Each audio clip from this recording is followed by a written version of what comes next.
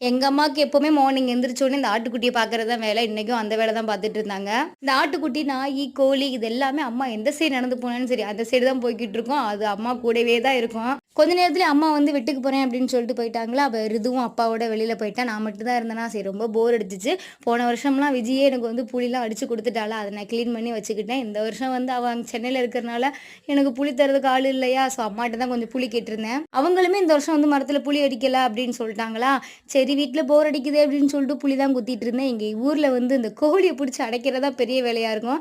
எங்க வீட்டு கோழியாவது மரத்தில அடையும். பக்கத்து வீட்டு கோழி வந்து வீட்டு மேல தான் அடையும். புடிச்சு புடிச்சு தான் அடைக்கணும்.